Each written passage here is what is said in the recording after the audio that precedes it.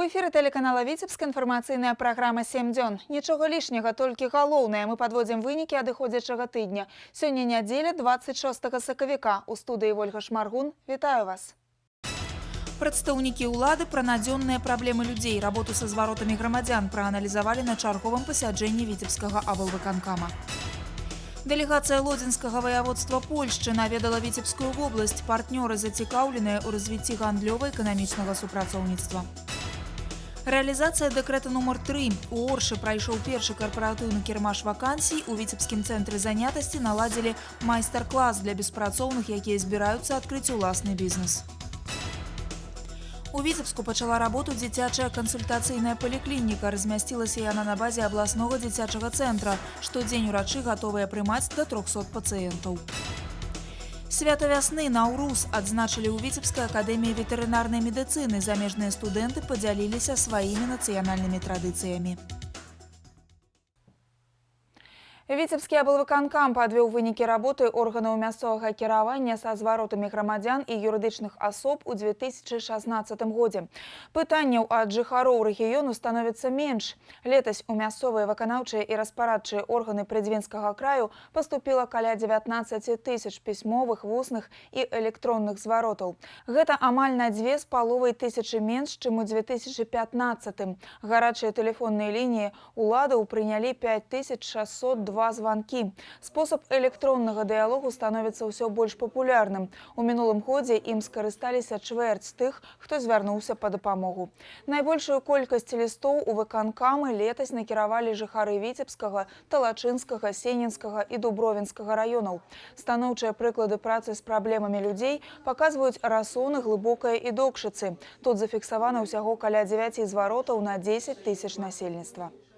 Наиболее часто граждане обращаются в управление внутренних дел, управление жилищно-коммунального хозяйства, управление здравоохранения, комитет по труду, занятости, соцзащиты облсполкома, комитет по архитектуре и строительству, а также Главное управление юстиции.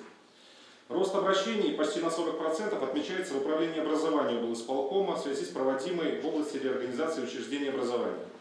Есть люди, есть власть, есть проблемы, их надо снимать. Значит, пожалуйста, определитесь в каждом районе, как вы будете. Или 30 минут, или раз в неделю на планерке, или как-то иначе, но вы должны слышать людей с места. И будет порядок. Старшыня Віцебскага аблвыканкама Мікалай Шарснёў падкрэсліў, што на месцах можна вырашыць большасць пытанняў і загадаў, каб кіраўнікі раёнаў зрабілі больш жорсткімі патрабаванні да спецыялістаў, якія працуюць са зваротамі грамадзян. З праблемамі да дэпутата. Дэпутат Палаты прадстаўнікоў Нацыянальнага сходу Рэспублікі Беларусь Васіль Чэкан правёў асабісты прыём. Да парламентарыя запісаліся 15 грамадзян.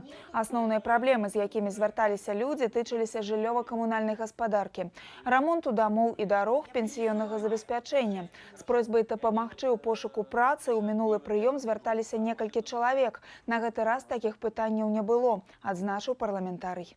Я тесно взаимодействую и с администрацией района, с горисполкомом.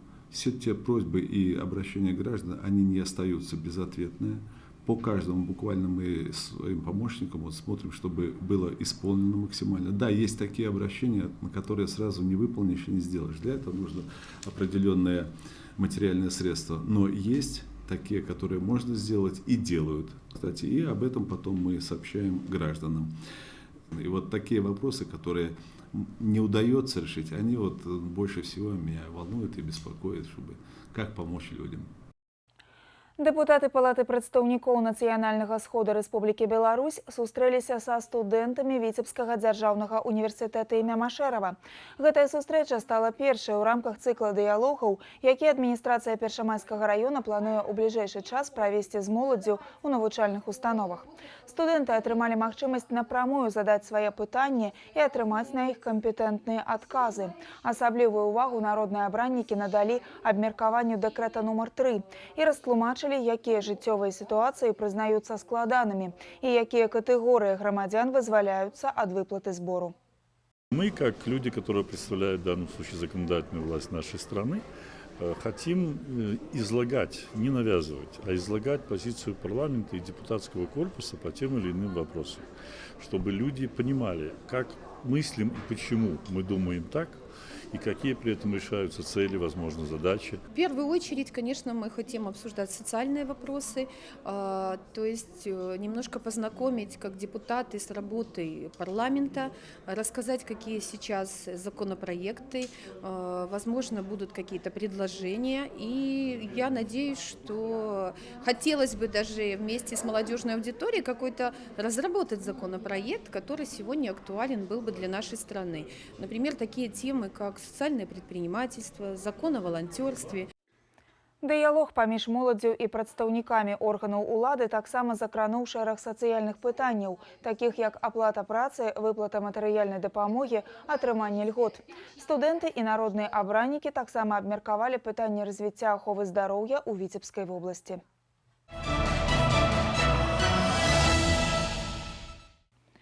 Рэгіёны Віцебскай вобласці і Лодзінскага ваяводства падпісалі дагаворы аб супрацоўніцтве. Такі вынік візіту польскай дэлегацыі ў паўночны рэгіён Беларусі. За 3 дні адміністрацыя і бізнес-колы Лодзінскага ваяводства атрымалі поўнае ўяўленне пра патэнцыял вобласці, у першую чаргу эканамічны. Госці пабывалі на дзяржаўных і прыватных прадпрыемствах Оршы і Віцебска. Сярод іншых паспяховых стартапаў наведалі і фірмы, якія маюць у аснове польскі капітал. Чым яшчэ зацікавіліся заходнія госці, даведалася наш корэспандэнт Настасья Броўка. Гандлёва-эканамічнае супрацоўніцтва. У першы дзень свайго візіту польская дэлегацыя наведала прадпрыемства па вытворчасці рукавоў высокага ціску, вядомай еўрапейскай маркі Оршы. Тут працуюць не толькі беларусы, але і замежныя спецыялісты. Паляк Лукаш Гжэшычак на аршанскі завод камандзіраваны 2 гады таму. Прадпрыемства працуюць у цеснай сувязі з польскім філіялам, адкуль атрымліваюць сыравіну і інфармацыйную падтрымку. А сам Лукаш займаецца удасканальваннем канцэпцыі інавацыйнага развіцця прадпрыемства ў Оршы. Спецыялісты з беларускага прадпрыемства прайшлі навучанне ў Польшчы. На працягу 6 месяцаў яны вывучалі тэхналогію. Іх добрая падрыхтоўка стала падмуркам той высокай якасці прадукцыі, што мы змаглі дасягнуць. Віцебскі завод па вырабе гандлёвага абсталявання – прыклад паспяховага стартапа. У яго стварэнні ўдзельнічалі галандскі, беларускі і польскі капітал. Аб'ём інвестыцый – каля 8 мільёнаў долараў. Калі польская дэлегацыя трапіла ў цэх віцебскага прадпрыемства, уразілі высокакваліфікаваныя кадры і сучасныя тэхналогіі. Заходнія суседзі гатовы адкрываць і распрацоўваць у нашым рэгіёне свае бізнес-праекты. Цікавасць зразумелая. Наша краіна не толькі прапануе камфортныя умовы вядзення бізнесу, але і выход на рынок ЕАЭС. Мы увидели современные заводы, которые соответствуют всем европейским требованиям. Все здесь по-европейски, все проходит отлично, но мы в колледже культуры и искусств познакомились с вашим культурным наследием. Прежде всего, развитие товарооборота, экономика. То есть мы понимаем, что без таких встреч, без объединения на экономическом уровне, без увеличения товарооборота совместного, да, мы не достигнем ничего потом и в культурной жизни. Поэтому в первую очередь экономика. И мы нацеливаем на это и органы власти местные, и наших предпринимателей, малый и средний бизнес. Падмуркам для далейшых плённых адносін у гандлёва-эканамічнай, сацыяльнай і культурнай сферах стануць дагаворы аб супрацоўніцтве. 5 такіх пагадненняў былі падпісаны паміж рэгіёнамі Віцебскай вобласці і Лодзінскага ваяводства. Самая главная цель – это соединить бизнес польский и интересы бизнеса нашего региона. По предварительным заявкам, которые мы распространяли по нашему бизнесу, получился очень активный отклик. Хоть паміж Лодзінскім ваяводствам і Віцебскай вобласцю 1000 кіламетраў, рэгіёны сябруюць ужо больш за 10 гадоў. Летась знешгандлёвы абарот паміж Віцебскай вобласцю і Польшчай склаў 70 мільёнаў долараў. Настасья Броўка, Кірыл Кайсберг, Олег Чарняк. Навіны Віцебск. Адзіны на рынку Еўразійскага эканамічнага саюза вытворца высокадакладнага шліфавальнага абсталявання. Аршанскі завод «Чырвоны барацьбіт» упершыню паставіць свае станкі на Кубу. Асваенне новых рынкаў збыту – адна са стратэгічных задач прадпрыемства. Каля 70% прадукцыі ідзе на продаж за межы краіны. Аршанскія станкі ведаюць у 116 краінах свету. Тэму працягне Віктор Праліч. Галоўны інжынер Александр Шацкі працуе на заводзе больш за 20 год. Прадпрыемства заўсёды трымалася і трымаецца на плыву, нягледзячы на розныя эканамічныя хвалі. Якасць вытворчасці і індывідуальны падыход, прызнаецца Александр Шацкі, галоўная формула поспеху завода. Завод постоянно работает над обновлением продукции. Нет ни одного месяца, чтобы мы не ставили на производство какое-то новое оборудование. Сделано под конкретного заказчика. Этот подход главный, и он нам обеспечивает оставаться на плаву. Прадпрыемства спецыялізуюцца на высокадакладным шліфавальным абсталяванні. Чырвоны барацьбіт лічыцца адзіным пастаўшчыком падобнай прадукцыі на рынку Еўразійскага эканамічнага саюза. Сваіх заказчыкаў тут цэняць і вымяраюць не канкрэтнымі прадпрыемствамі, а цэлымі галінамі – аўтамабілебудаванне, чыгунка, авіяцыя, будаўніцтва. Основной акцент наше предприятие делает на том, что наряду с серийным, с универсальным оборудованием шлифовальным, мы выпускаем сложно-технические изделия, которые предназначены для выполнения конкретных технологических задач наших заказчиков. Вот одним из примеров вы видите станочек АШ-680. Заказчиком данного станка является Сатурн в Рыбинске. Это производство двигателей газотурбинных. И вот на нашем станке это предприятие будет изготавливать турбинные лопатки. Аршанскі завод пастаўляе прадукцыю 116 краін свету. Зараз прадпрыемства працуе над дамоўленасцямі на пастаўку сваіх станкоў на Кубу. Хутчэй за ўсё, першая партыя з надпісам «Зроблена ў Беларусі» адправіцца на востраў напрыканцы года. Віктор Праліч, Леонид Табола, навіны Орша. На гэтым тыдні на беларускай валютна-фондавай біржы адбыўся першы аўкцыён дэпазітаў для юрыдычных асоб. Гэта дазволіць прадпрыемствам не шукаць выгадныя дэпазіты, а звяртацца са сваімі сродкамі на біржу. І тут ужо банкам прыйдзецца змагацца за кліента і прапаноўваць яму максімальную стаўку. Пачаўся новы этап развіцця айчыннага фондавага рынку. Аб іншых падзеях фінансавай сферы раскажа вядучы спецыяліст Віцебскай дырэкцыі Белінвестбанка Сергей Гундырак. Добрый день, Сергей. Здравствуйте, Ольга. Начнем с приятной для очередников на жилье новости. Совет министров Республики Беларусь на этой неделе принял решение о дополнительном финансировании жилищного строительства в сумме 50 миллионов белорусских рублей. Это позволит увеличить объем строительства жилья с поддержкой государства до 100 тысяч квадратных метров.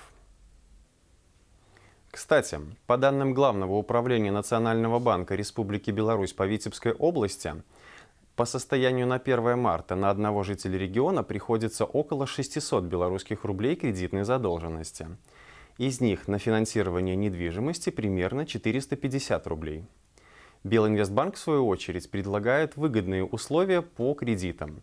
Уже сегодня мы можем рефинансировать ваш кредит в другом банке на недвижимость по ставке 13,5% годовых.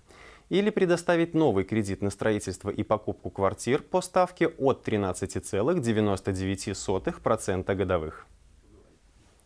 Национальный банк Республики Беларусь упрощает процедуру онлайн-покупки валюты для населения. Регулятор обязал банки с 1 января 2018 года информировать пользователей, которые совершают онлайн-покупку валюты в интернет или мобильном банкинге, о действующем размере обменного курса и получать согласие клиента на его применение. Теперь о курсах валют подробнее. Текущая неделя для белорусского рубля не ознаменовалась резкими изменениями по отношению к доллару и евро. Курс американской валюты сохранился на минимальной отметке с начала месяца в 1 рубль 88 копеек. Европейская валюта завершила неделю на уровне в 2 рубля 3 копейки. Российский рубль подрос до уровня начала года и составил 3 рубля 28 копеек за 100 белорусских рублей. На этом я прощаюсь с вами. Это были финансовые новости с Белинвестбанком.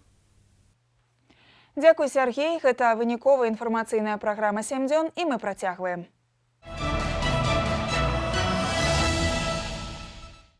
Адказнасць за сацыяльную стабільнасць у грамадстве бізнес павінен падзяліць з дзяржавай. Такую думку выказалі эксперты, прадстаўнікі палітычных партый, грамадскіх арганізацый, палітолагі, эканамісты і кіраўнікі прадпрыемстваў рэгіёну, якія за круглым сталом абмеркавалі пытанне рэалізацыі дэкрэта нумар 3 аб папярэджанні сацыяльнага ўтрыманства. Умацаванне эканамічнага стану вытворцаў, арыентацыя на сучасныя патрабаванні рынку і сацыяльная адказнасць кіраўніка. Першачарговыя задачы задачы, якія стаяць перад кіраўніцтвам прадпрыемстваў. Это одна из важнейших задач, которая сегодня поможет трудоустроить в том числе и тех граждан, которые остались без работы. Мы вынуждены будем взять там человек 15-20. И каждое предприятие должно сегодня рассмотреть возможность не просто взять людей, надо найти резервы для того, чтобы, взяв этих людей, обеспечить сбыт этой продукции. И конкретные какие-то рекомендации мы должны давать не просто на каких-то переговорах, а на двухсторонних встречах, в том числе и с представителями руководителей предприятий. Самое главное, чтобы вы действительно руководители, заместители руководителей вот этих предприятий, и мы все прекрасно понимали, что сейчас нам нужно побеспокоиться вот о чем. Чтобы вот этот человек труда, простой труженик, да, не остался без работы. Как его удержать? Сохранить социальную сферу. Сейчас нам нужно стабилизировать ситуацию, и чтобы никакие внешние силы эту ситуацию не расшатали. Эксперты таксама падкрэслілі неабходнасць сістэмнай работы выканаўчай улады, дэпутатаў, грамадскіх арганізацый, кіраўнікоў прадпрыемстваў па аналізу тэндэнцый у эканоміцы рэгіёну і своечасовым рэагаванні на дэструктыўныя выпады. А канструктыўныя палітычныя сілы ў краіне павінны ўзяць на сябе адказнасць за наладжванне дыялогу. Да старэйшын вёсак па дапамогу пры складанні спісаў доўга непрацуючых грамадзян плануюць звярнуцца ў гарадоцкім раёне. Яны, як ніхто іншы, на месцах ведаюць усё пра занятасць людзей. У рамках выканання даручэнняў прэзідэнта Рэспублікі Беларусь па рэалізацыі дэкрэта нумар 3 ва ўсіх раёнах вобласці створаныя аператыўныя групы. У іх склад увайшлі прадстаўнікі падатковых органаў, праваахоўнікі, дэпутаты мясцовых саветаў. Іх задача да 1 красавіка скласці спісы доўга непрацуючых грамадзян і садзейнічаць ім у працаўладкаванні. У гарадоцкім раёне сітуацыя на рынку працы стабільная. Афіцыйны паказчык беспрацоўя трымаецца на ўзроўні 1% ад працаздольнага насельніцтва. За мінулы год на гарадотчыне стварылі больш за 100 новых працоўных месцаў. Сёлета іх колькасць плануюць павялічыць, у тым ліку за кошт адкрыцця пасля рэканструкцыі базы адпачынку Лосведа. Эта работа будет проведена, мы эту работу сделаем. И я думаю, что, конечно, мы здесь где-то на базе, может быть, какого-то жилищно-коммунального хозяйства, где-то на базе лесхоза будем, может, какие-то создавать бригады. Ну, надо и где-то какие-то мелкие работы проводить именно на том уровне, может, людей, которые действительно, не имея каких-то навыков, специальностей, но обеспечить работу мы их должны. Поэтому в этом плане будем работать, и я думаю, что тот, кто захочет трудоустроиться, кто захочет, наверное, работать, конечно, мы внесем какие-то предложения и обеспечим их работу. У рамках выканання даручэнняў прэзідэнта ва ўсіх раёнах вобласці пройдуць кірмашы вакансій з удзелам наймальнікаў. Будзе распрацаваны комплекс мер па стварэнні новых рабочых месцаў за кошт стварэння новых вытворчасцяў. Акрамя таго, вызначаць аб'ёмы і віды грамадскіх работ, на якіх можна задзейнічаць беспрацоўных. А вось першы карпаратыўны кірмаш вакансій прайшоў на гэтым тыдні ў Оршы. Тут мясцовыя ўлады арганізавалі сустрэчу прадстаўнікоў прадпрыемстваў лёгкай прамысловасці і беспрацоўных. Знайсці работу альбо запісацца на курсы па перападрыхтоўцы прыйшлі каля паўсотні аршанцаў. Каму і чым дапамог кірмаш, ведае Віктор Праліч. Нужна работа, толковая работа, за которую будет платить деньги. Евген Гурский по адукации бухгалтер-экономист. Пошуки работы в интернете вынікаў не даюць, а таму малады чалавек вырашыў наведаць кірмаш вакансій. Сёння яму не пашанцавала, наймальнікі шукаюць швачак, але пакінуць заявку тут можа любы жадаючы. Аршанская ярмарка вакансий немного отличается тем, что она по видам экономической деятельности. Не в целом мы собираем сегодня всех безработных и всех нанимателей. И мы хотим посмотреть, насколько это даст более качественный эффект от этой работы. То есть сегодня будут предприятия легкой промышленности. И желающие, естественно, безработные, я так думаю, что это контингент будет в основном женщины, те, которые бы хотели и могли работать именно в сфере легкой промышленности. Вакансии для тех, кто шукае работу, прапаноўвалі мясцовыя швейныя прадпрыемствы, дзяржаўныя і прыватныя. Знаёмілі патэнцыяльных работнікаў з умовамі працы і сацыяльным пакетам. Тут же беспрацоўныя могли записаться на курсы по перападрыхтоўцы кадраў. Ну, это, конечно, лучше, чем списки, вот эти вот списки вакансий. Каждый может подойти конкретно к руководителю, может что-то конкретное спросить. Записалась на курсы продавца, надеюсь в дальнейшем что-нибудь будет получше. Сёння ў вобласці на ўліку беспрацоўных у цэнтрах занятасці стаіць каля 6 тысяч жыхароў, у Оршы іх 350. Мясцовыя ўлады зараз робяць усё магчымае, каб гэту лічбу мінімізировать. Адзін з варыянтаў – бригада для громадских работ. Это и сельское хозяйство, это и по сельсоветам. Конечно же, мы понимаем, что людей надо сейчас трудоустроиться. Сейчас весенне-полевые работы начнутся, соответственно, есть возможность прежде всего по сельскому хозяйству. Кірмашы вакансій – гэта адна з магчымасцяў знайсці работу тым, хто сапраўды жадае працаваць. Плануецца, што ў бліжэйшы месяц яны пройдуць ва ўсіх рэгіёнах прызвіння. Віктор Праліч, Леонид Табола, навіны Орша.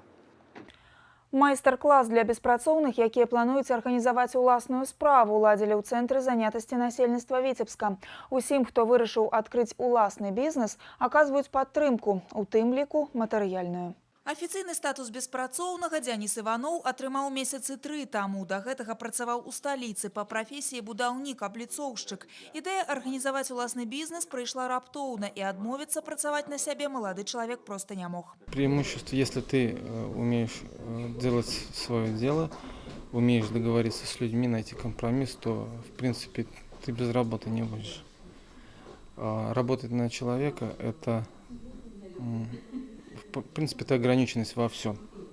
Хотя говорят, что проще это все. Может быть проще, когда ты не можешь проявить инициативу. Если у тебя есть инициатива, есть желание, есть умение, то надо побороть свой страх. Менавіта для такіх, як Дзяніс, сёння беспрацоўных, а заўтра, магчыма, прадпрымальнікаў і арганізавалі майстар-клас у цэнтры занятасці. Павучыцца азам бізнесу прыйшлі дзесяткі-два чалавек, дарэчы, абсалютна рознага ўзросту. Як зрабіць свой прадукт або паслугу актуальнай на рынку, зацікавіць пакупніка і ўтрымацца на плыву. Без гэтых ведаў пачынаючым бізнесменам не абысціся. Тема и, в общем-то, идея сегодняшнего мастер-класса – это понять, как формировать уникальное торговое предложение.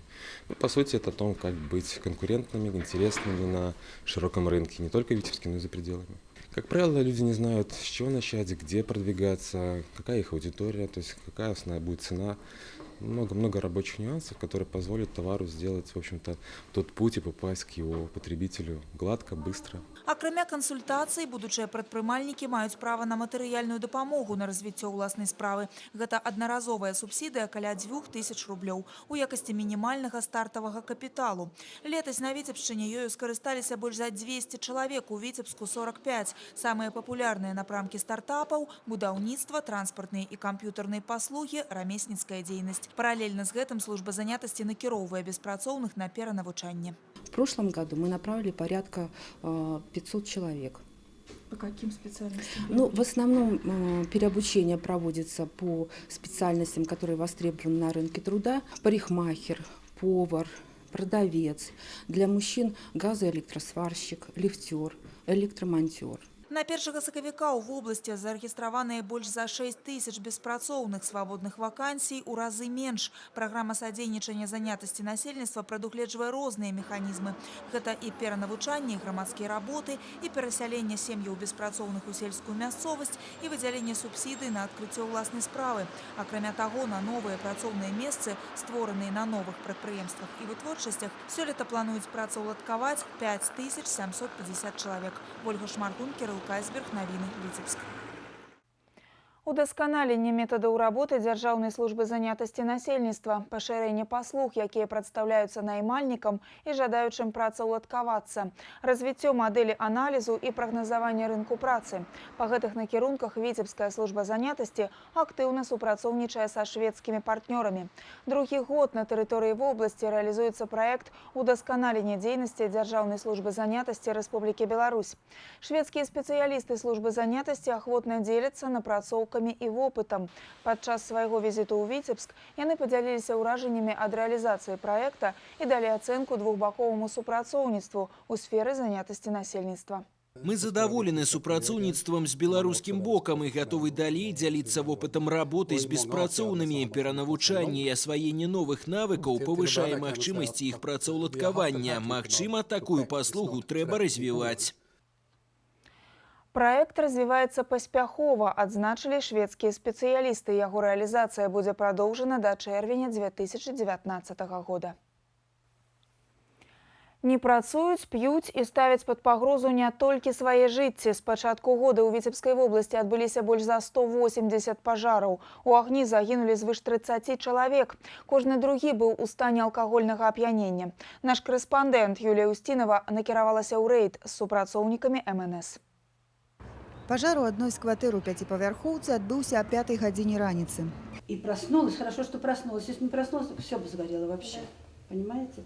А я опять услышала, как на пороховой бочке. Я быстренько схватилась. Жанчына жыве з дарослым сынам, які выпівае і курыць. Верагодна, цыгарэта і стала прычынай пажару. Дзякуючы дапамозе ратаўнікоў на гэты раз абышлося без ахвяр. Нецвярозыя кампаніі, шум і дым, неспакойная кватэра на першым паверсе аднойчы ўжо гарэла. Добра яшчэ, што ўвечары, кажуць суседзі, паспелі хутка адрэагаваць і пазбегнуць больш цяжкіх наступстваў. И дым был уже даже, я сначала вышла, думаю, что-то пахнет. Ой-ой. А нет, сначала пошла сюда смотреть, смотрю, пожарная, уже тут лестницы выставляют, все, и уже пошла в коридор, а мне кричать: не открывай двери. Ну и вот такой пожар был у нас. Суседзі гэтага небяспечнага дома па вуліцы Ленінградскай у Віцебску заўсёды на пагатове. Часта і нецвярозыя госці трымаюць у напружанні прыватны сектар. У любы момант адна непатушаная цыгарэта і шчыльна размешчаныя драўляныя пабудовы могуць успыхнуць адна за адной. Люди, которые нигде не работают, постоянно выпивают, буянят, поэтому мы, глаз да глаз. Вечером чуть что, дым какой-нибудь, мы соседями выскакиваем. Такія праблемныя сем'і вымушаны рэгулярна наведваць праваахоўнікі і ратаўнікі, праводзяць прафілактычныя размовы. Аднак дыялог не заўсёды атрымліваецца. Молодые люди. Да. И что, вы спите? Все? Нет. Не спите? Нет. Что? Нога больная. Ясно. Праблема ў тым, што такія небяспечныя суседзі рызыкуюць не толькі ўласным жыццём, а і ставіць пад пагрозу бяспеку тых, хто вымушана знаходзіцца побач. Только за прошедшую неделю на территории области в огне погибло 6 человек. Причиной возникновения пожаров явилась неосторожность при курении лиц, находящихся в нетрезвом состоянии.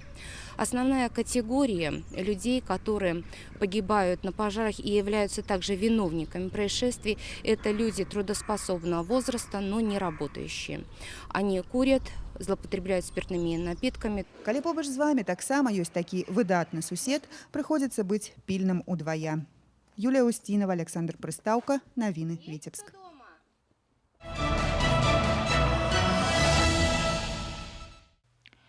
Старшыня Віцебскага аблвыканкама Мікалай Шарстнёў запатрабаваў сістэмна падыходзіць да навядзення парадку на тэрыторыі вобласці. Размова аб гэтым ішла на прэзідыуме абласнога савета дэпутатаў. Кіраўнік рэгіёну не абмінуў увагай усе аб'екты сацыяльнай інфраструктуры, ад запушчаных дамоў на вёсках да трас міжнароднага значэння. Парадак павінен быць наведзены. Асаблівую занепакоенасць выклікае вываз цвёрдых бытавых адходаў на вёсцы, а таксама смеццевыя міні-полігоны. По нормативам, которые на сегодняшний день есть, область обеспечена контейнерами только на 53%. Для увеличения охвата плановой регулярной самочистки необходимо дополнительно установить порядка 10 тысяч контейнеров, соответственно, необходимы средства. Я считаю целесообразным на уровне региона, райгорисполкомов проанализировать ситуацию и произвести корректировку имеющихся схем обращения с отходами. Необходимо проанализировать, насколько эффективно сегодня используются и располагаются имеющиеся контейнеры. Толькі ў гэтым годзе перад эколагамі стаіць задача аптымізаваць каля 2 десяткаў міні-полігонаў, а вось тых, хто стварае стыхійныя звалкі, будуць адсочваць з дапамогай відэакамер і штрафаваць. Павысіць эфектыўнасць выкарыстання зямельных рэсурсаў. Зараз у Віцебску за аўкцыёну прадаюць больш за 30 участкаў. Гэта дадатковая крыніца паступленняў у мясцовы бюджэт. Аднак пакуль ніводнага з іх не выкупілі, хоць і з пачатку года прайшло больш за 5 аўкцыёнаў. Усе яны не адбыліся з-за адсутнасці ўдзельнікаў. Мінулы год таксама быў не вельмі ўдалым. У Віцебску прадалі толькі адзін участак. Зараз землеўпарадкавальная служба гарадскога выканаўчага камітэта актыўна працуе над павышэннем эфектыўнасці таких аукцыёнаў. Праводзяць абследавання і выяўляюць прывабныя для пакупнікоў участкі. Разгарнулі актыўную рэкламную кампанію і працуюць над удасканаленнем інтэрфейса свайго сайта. Граждан, к сожалению, мы еще не совсем заинтересовали. Хотя мы в данном направлении использовали все рычаги, которые могли в соответствии с законодательством, в том числе и предоставление рассрочки на 6 месяцев по платежу за частную собственность, за выкупленный земельный участок. Самые такие, вот, которые благоприятные будут для граждан, это в районе водохранилища, вот улица Шевардиновская. Вот у нас водохранилище, и вот здесь у нас участки. Тарный, на берегу, вот здесь у нас участки. Прямо речка в нескольких там десятках метров, да. Потом у нас то, что я говорила, квартал Лучоса, когда мы едем на Сено, вот улица Сенинская, вот здесь у нас участки. Вот это тоже считается хороший квартал Лучоса. Падрабязную інфармацыю пра кожны ўчастак можна знайсці на сайце гарвыканкама. Наступны аўкцыён пройдзе 30 сакавіка. Прапануюць 3 зямельныя ўчасткі па вуліцы Сенінская, раён Лучоса.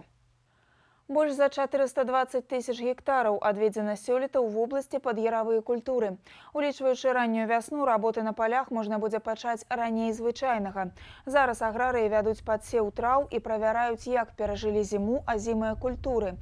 У некаторых раёнах стартавала ўзворванне палёў. Самы паўночны раён вобласці, Гарадоцкі, больш за ўсіх адчувае ўплыў надвор'я. На палях у большасці яшчэ ляжыць снег. Тым не менш, пачаць пасяўную тут сёлета плануюць раней звычайнага. Да вясенне палявых работ цалкам гатовая тэхніка, нарыхтаваны насенны матэрыял. Пад яравую сяўбу адведзена каля 18 тысяч гектараў, што амаль на 4 тысячы больш мінулагодняга. У структуры пасяўных плошчаў збожжавыя і зернебабовыя зоймуць полову от агульной площади паши. Заканчивается ремонт техники, в основном произведен. Техника готова. Ждем нормальных погодных условий. Где-то уже местами начинаем выборочно пахать, заниматься пахотой. Где есть более снег сошел, где есть более-менее легкие земли, там начинаем какие-то работы делать по пахоте. Так, в основном техника готова. Конечно, на весну у нас весноспашки более 10 тысяч гектаров. Конечно, объемы приличные, поэтому, конечно, надо искать возможности и вырывать эти нормальные теплые дни, чтобы мы где-то могли заранее все это сделать. Пасяўныя плошчы Віцебскай вобласці сёлета складаюць амаль 800 тысяч гектараў. Пры гэтым прыкладна палова пашы будзе адведзена пад збожжавыя культуры. Аграрыі ў некалькіх тыднях ад старту пасяўной кампаніі.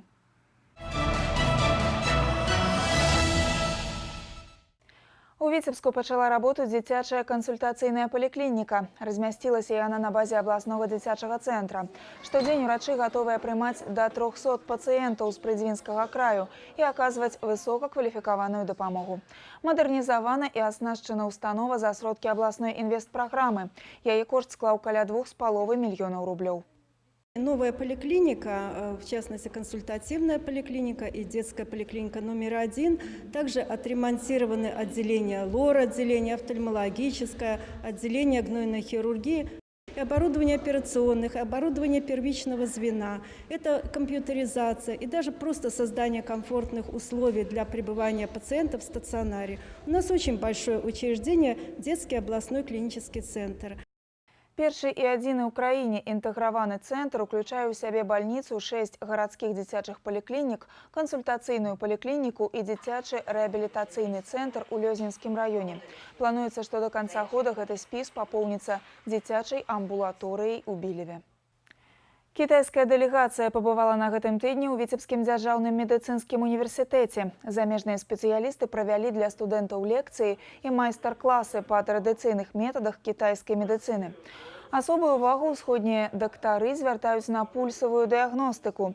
Толькі па пульсу кітайскія спецыялісты могуць вызначыць характар і ступень захворвання, нават на самай ранняй стадыі, калі камп'ютарная дыягностыка не ў стане выявіць паталогію.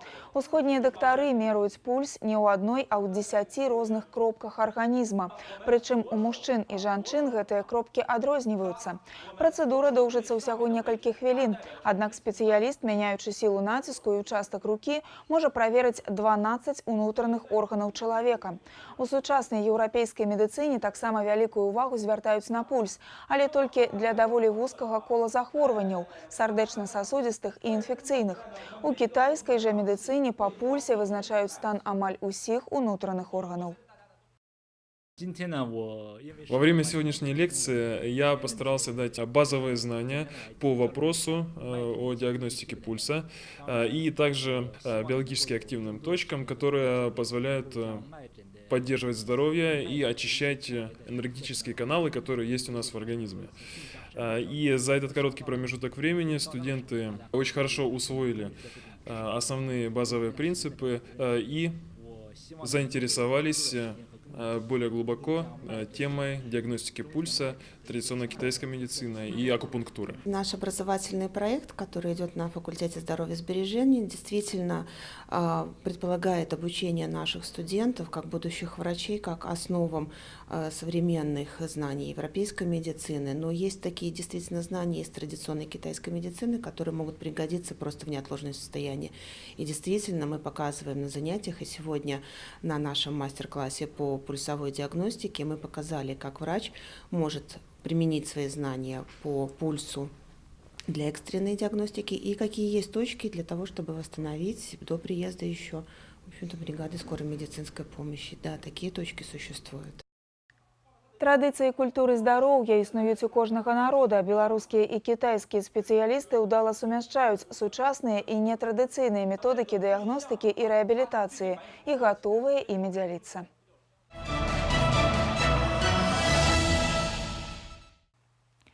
Сёлета Беларусь адзначае 500-годдзе беларускага і ўсходнееўрапейскага кнігадрукавання.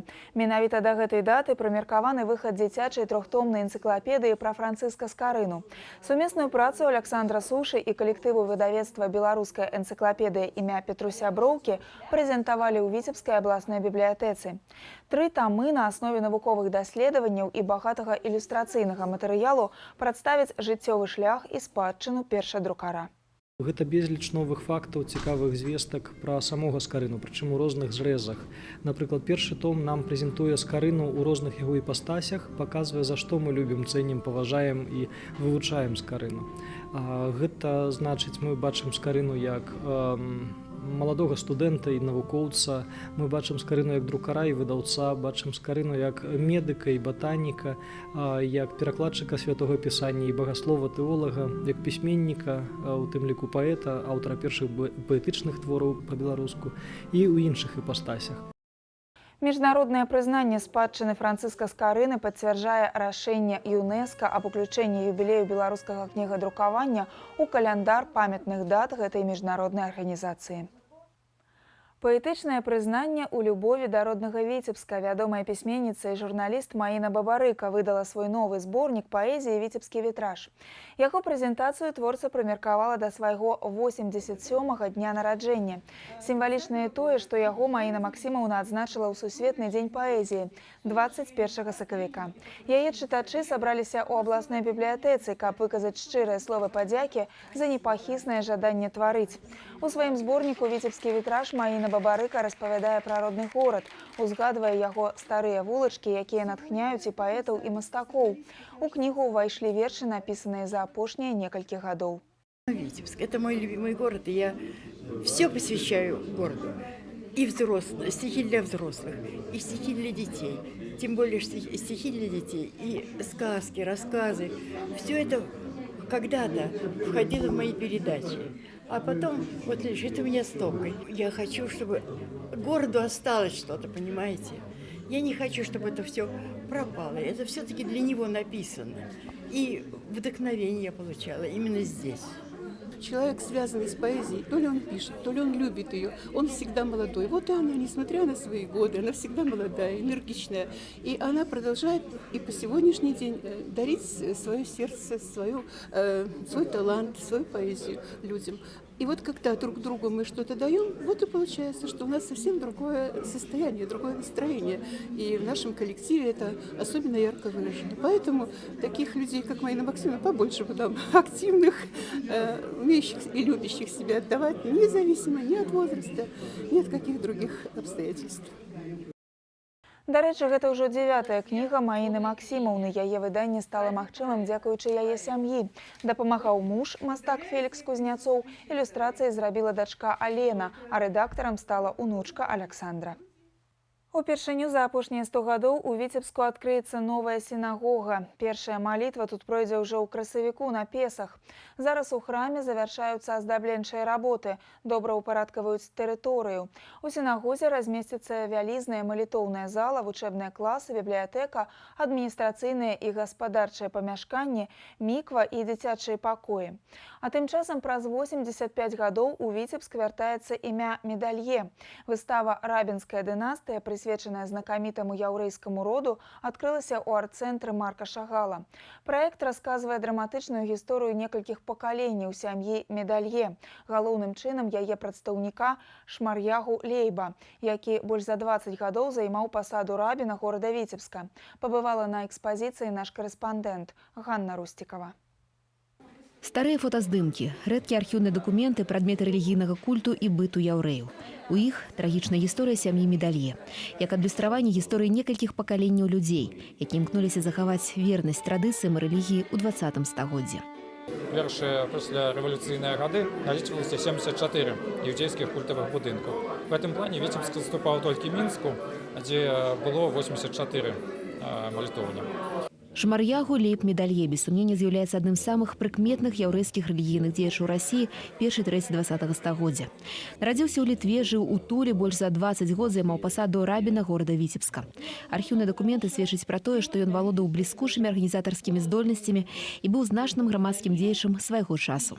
В Витебске он прославился как один из ведущих раввинов Российской империи, участвовал во всех съездах религиозных евреев Российской империи и Польши. К моменту революции он был одним из 5-6 центральных фигур в религиозном еврействе Российской империи. У савецкі час Медалье было наканавана стаць адным з лідараў паўпадпольнага савета рабінаў СССР, а потым і галоўным рабінам Масквы.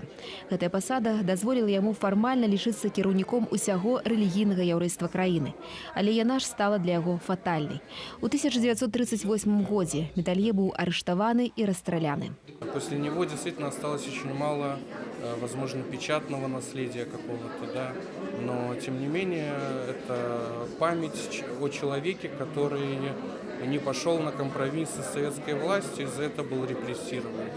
Да, тем более, это память о человеке, которого репрессировали не по политическим соображениям, а по религиозным. Праект «Рабінская дынастыя» экспанаваўся ў Маскве, Львове і Санкт-Петербургу. Нарэшце ён трапіў у Віцебск, горад, гісторыя якога цесна і непарыўна звязана з гісторыяй сям'і Медалье. Для меня это важно, потому что это история семьи, это как бы твоя самоидентификация. То есть ты возвращаешься к себе, ты ищешь свои корни, те места, которые освящены как бы моим прадедом, соответственно, в них обязательно нужно побывать и проникнуться духом, и полюбить их, вот, и обязательно вернуться сюда, и я думаю, что не один раз. Для нас было бы очень важно, чтобы он вошел, если так можно выразиться, в пантеон знаменитых витебчан наряду с Марком Шагалом, Райвином Менахем Мендлом, Михаилом Бахтиным, Марком Фраткиным, Жаресом Алферовым, другими знаменитыми уроженцами. Арганізатары выставы выступілі з прапановай усталяваць мемарыяльную дошку на доме, дзе жыў рабін Медалье. Тым самым вярнуць і ўвекавечыць імя яшчэ аднаго знакамітага жыхара Віцебска. Ганна Рустікава, Сергей Котаў, навіны Віцебск.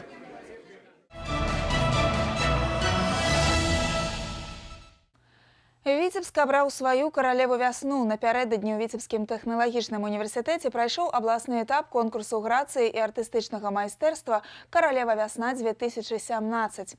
12 удзельніц з 5 ВНУ рэгіёну. Амаль месяц напружанай падрыхтоўкі і яркае фінальнае шоу. Самую таленавітую і абаяльную студэнтку журы выбірала па выніках 5 конкурсаў. Хто з удзельніц атрымаў карону і ганаровы тытул, даведалася наш корэспандэнт Настасья Броўка. Гэтыя дзяўчаты спачатку сталі лепшымі ў сваіх альма-матар. Потым, на працягу месяца, кожны дзень рэпетыцыі, праца з прафесійнымі фатографамі і закуламі мадэльнай бізнес-індустрыі. Каб атрымаць карону, аднаго вясновага настрою прыгажосці недастаткова. 12 студэнтак гатовы даказаць, што каралеўскага тытула вартая.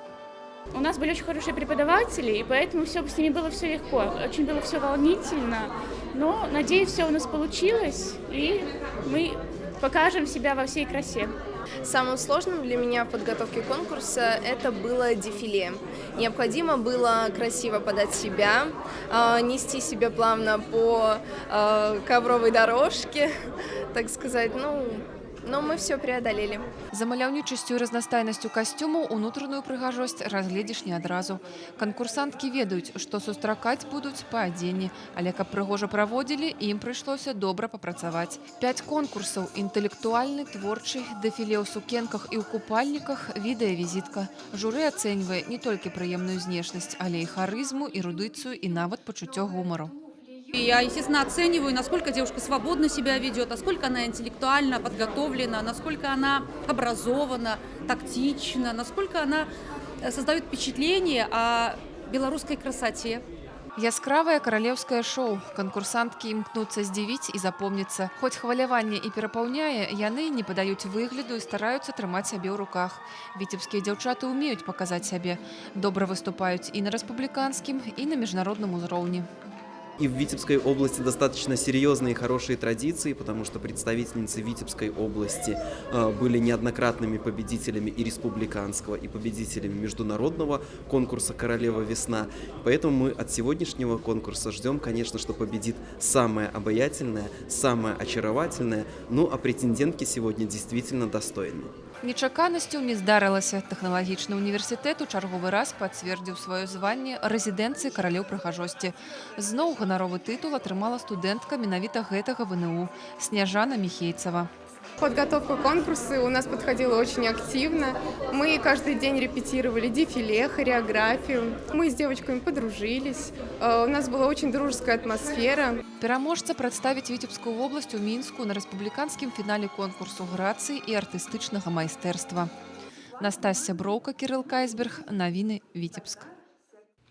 І яшчэ адна добрая віцебская традыцыя. Яе падарылі нам замежныя студэнты. Песнямі, танцамі і вясёлымі забавамі сустракаць свята вясны – Наўруз. Яно неад'емная частка культуры народаў-спавядальнікаў ісламу. Адкрыты гарадскі фестываль сабраў у Акадэміі ветэрынарнай медыцыны студэнтаў вышэйшых навучальных устаноў Віцебска.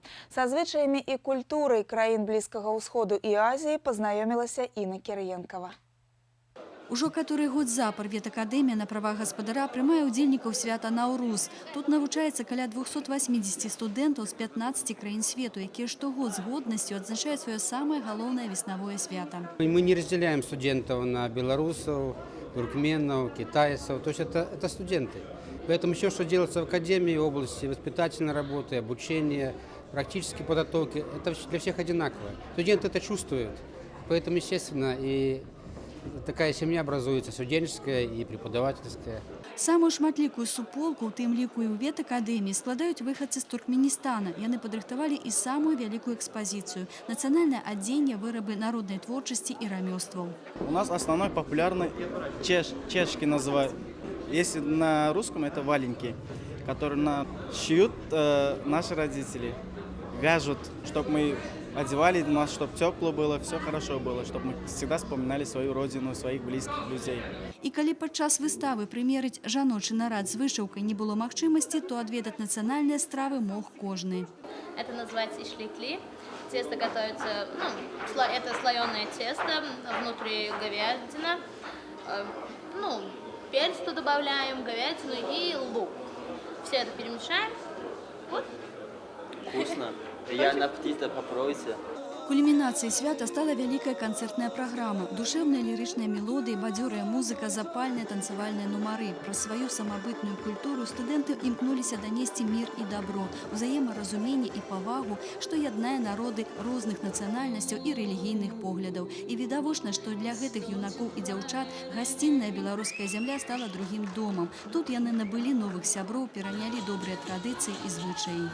Когда я уеду в Туркменистан, я очень буду вспоминать про белорусских блинов и погоду холодную, снег обязательно, и праздники, и гостеприимство белорусов. Очень мне нравится. И люди очень добрые, гостеприимные. І нехай пануе у іх вялікай студэнцкай шматнацыянальнай сям'і мір і згода, якія нясе з сабой свята вясенняга раўнадзенства Наўруз. Інна Кірыенкава, Кірыл Кайсберг, навіны Віцебск. А на наступным тыдні яшчэ одно свята, толькі спартыўнае, чакае тысячы балельшчыкаў нашай краіны. У выхадныя стартуе 27-й чэмпіянат Рэспублікі Беларусь па футболе сярод каманд вышэйшай лігі. Пра гэта і не толькі гатовы расказаць мой калега Сергей Мисурагин. Прывітанне. Упершыню ў гісторыі тэлерадыёкампанія «Віцебск» будзе весці прамыя трансляцыі дамашніх паядынкаў футбольнага клуба «Віцебск». Дамоўленасць аб гэтым ужо дасягнута. І зараз тэхнічныя службы робяць усё магчымае, каб вы убачылі карцінку высокай якасці. Але аб усім па парадку.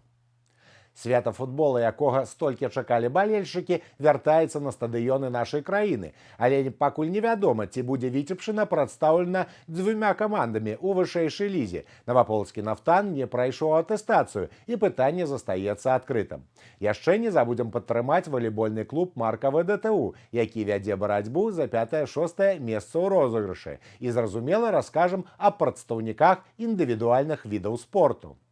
Гульнямі першага і другога красавіка ў 7 гарадах Беларусі стартуе першы тур 27-га чэмпіянату краіны па футболе. Згодна з календаром, нашы землякі свае паядынкі правядуць у нядзелю. Футбольны клуб «Віцебск» чакае выязны матч супраць сталічных крумкачоў, а наваполацкі «Нафтан», які мы спадзяемся вырашыць свае праблемы, дома павінен згуляць са Слуцкам. Нагадаю, што па выніках мінулагодняга розыгрышу «Віцебск» заняў 6-е месца, а нафтанаўцаў фінішавалі на 13-м.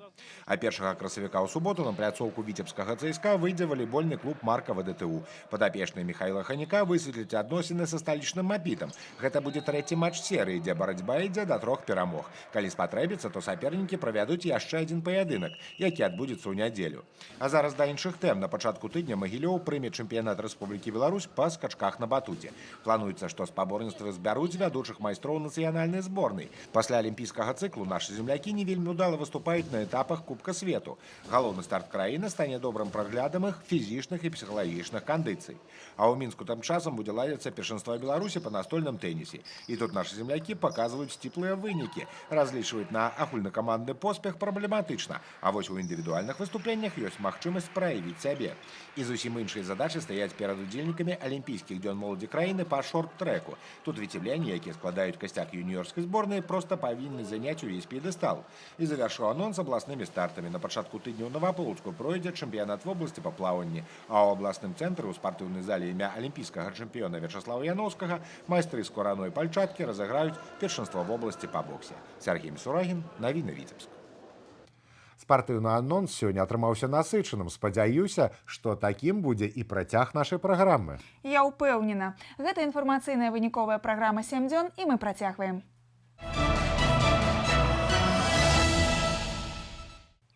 Як аказалася, трафеі можна не толькі заваёўваць на спартыўных пляцоўках, а і проста знайсці ў лесе. Пачатак вясны – перыяд ажыўлення ў дзікай прыродзе. І менавіта ў сакавіку вялікая верагоднасць заўважыць у лесе прыкмету гэтай пары – рогі высакароднага аленя або казулі. Пасля зімы многія капытныя пазбаўляюцца ад сваёй цяжкай ношы. Так, у дарослага самца высакароднага аленя вага рагоў дасягае 15 кілаграмаў.